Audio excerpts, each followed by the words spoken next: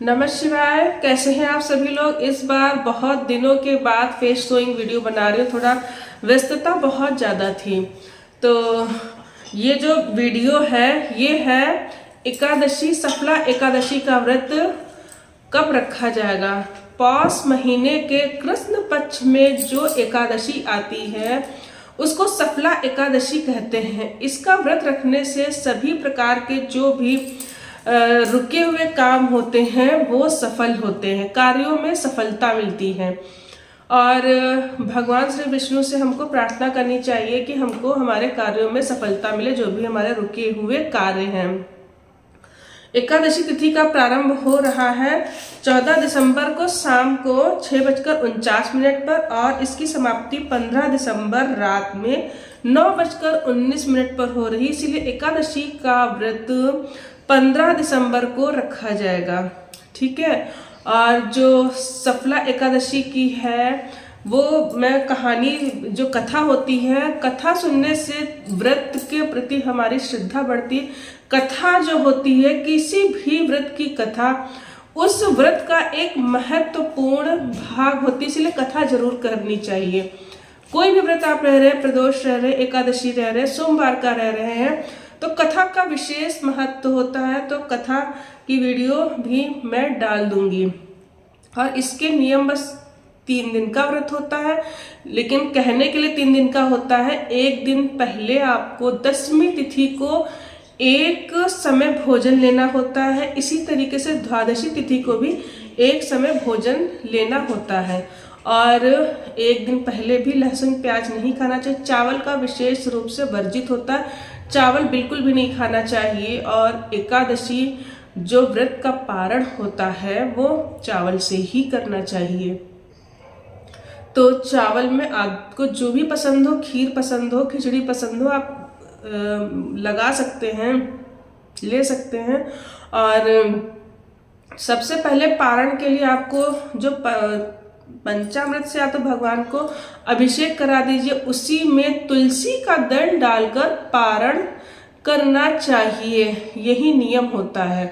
तो मैं पंचामृत से भगवान को अभिषेक कराकर और उसमें तुलसी का दल डालकर सबसे पहले मैं उसी से पारण करती हूँ। फिर चावल की कोई वस्तु बनाती हूँ, चाहे खीर, खिचड़ी या तहरी, कुछ भी। जैसे आजकल ठंडी का मौसम है तो तहरी बन जाती है। अक्सर खिचड़ी से ही पारण होता है। तो सबसे पहले ब्राह्मण के निमित्त भोजन निकालना होता है। नहीं व्यवस्था हो पा रही, ब्राह्मण नहीं मिल पा रहे हैं, तो किसी पंडित के लिए आप खुराक, मतलब कच्चा जिसको कहते हैं, सीधा, मतलब कच्चा भोजन सीधा निकाल सकते हैं, ठीक है। और उसके बाद गाय को भोजन कराकर फिर मैं भोजन ग्रहण करती हूँ। तो इस तरीके से एकादशी का व्रत करना चाहिए। और झूठ बिल्कुल भी नहीं बोलना चाहिए। व्रत वाले दिन कम से कम बात करनी चाहिए, ज्यादा से ज्यादा भगवान का चिंतन करना चाहिए। कहते हैं, भगवान श्री कृष्ण स्वयं कहते हैं कि मैं नदियों में गंगा हूँ, व्रतों में मैं एकादशी का व्रत हूँ। तो एकादशी का व्रत सबसे महान व्रत हिंदू धर्म में माना गया है। एकादशी व्रत बच्चा हो, बुजुर्ग हो, सभी को रहना चाहिए। और व्रत में संकल्प का बहुत ज्यादा महत्व होता है। संकल्प हमको अवश्य ही लेना चाहिए। हाथ में जल लेकर, अक्षत लेकर, सुपारी लेकर, पुष्प लेकर हमको संकल्प लेना चाहिए। और संकल्प जब आप ले लेंगे तो नाम गोत्र आप अपना अवश्य बोलिए। नाम गोत्र का विशेष महत्व होता है। मैं इस, जैसे कि ये संकल्प की विधि में आप लोगों के साथ शेयर किए दे रहे हो। ओम विष्णुवे नमः, विष्णुवे नमः, विष्णुवे नमः। ओम अद्य ब्रह्मणो अहिर्दिति प्रादेशी श्रवे 12 कल्पे वैवस्वत मनवंतरे अष्टमे स्थित में कलियुग कल्प प्रथम चरणे बौद्धावतार जम्बूद्वीपे भारतखंडे भारतवर्ष उत्तर प्रदेश लखनऊ। जैसे मैं लखनऊ में रहती हूँ, लखनऊ नगर। और अपने मोहल्ले का नाम, अपना गोत्र, और जो भी आपका महीना चल रहा है व्रत का, उस महीने का नाम।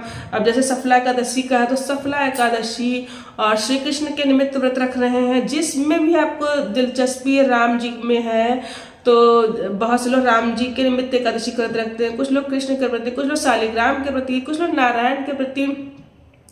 तो जिसमें भी आपको इंटरेस्ट हो आप बोल दीजिए कि सफला एकादशी व्रतम, श्री कृष्ण या जो भी कुछ यहाँ पे पूजनम, सफला एकादशी व्रतम च करिष्य कहकर जल को छोड़ दीजिए।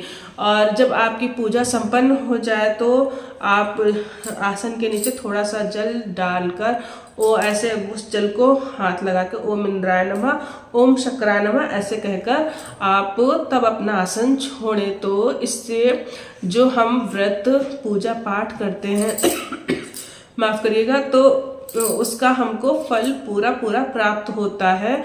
और इस फल को अगर जब इस तरीके से उस जल को ना लगाएं तो इस फल को जो इंद्र देवता है वो चोरी करने के लिए खड़े होते, इसलिए इस जल को अवश्य ही लगाना चाहिए। तो आप लोग इसी तरीके से व्रत करिए। और एकादशी के व्रत में जो जागरण का बहुत महत्व होता है, भले आप थोड़ी देर के लिए जागरण करें, रात में जागरण का विशेष महत्व होता है। तो मैं अपनी हर वीडियो में बताती हूँ कि हमको जागरण अवश्य करना चाहिए। स्कंद पुराण में, पद्म पुराण में बहुत कुछ लिखा है जागरण के बारे में। तो देशी घी का दीपक जलाकर जागरण हमको अवश्य करना चाहिए। पारण का विशेष ध्यान देना चाहिए। पारण जो है समय पर करने का एकादशी में बहुत ज़्यादा महत्व होता है। अगर जो हम पारण सही तरीके से करते हैं हमको हमारे व्रत का पूरा फल जो है प्राप्त हो जाता है। और ब्रह्मचर्य का पालन करना चाहिए। सफाई शुद्धता का ध्यान रखना चाहिए। किसी का दिल नहीं दुखाना चाहिए। ज़्यादा से ज़्यादा भगवान नाम का हमको जाप करना चाहिए। आपकी गुरु मंत्र का भी जाप कर सकते हो। और अगर जो गुरु दीक्षा नहीं ली है, जो भी आपको नाम पसंद हो, आप अपना काम करते करते उस नाम को आप जाप कर सकते हो। जैसे कि मान लीजिए हमारे इष्ट राम हैं तो राम राम हर समय बोलिए। मान लीजिए आपके इष्ट राधा जी हैं तो राधा राधा हर समय बोलिए।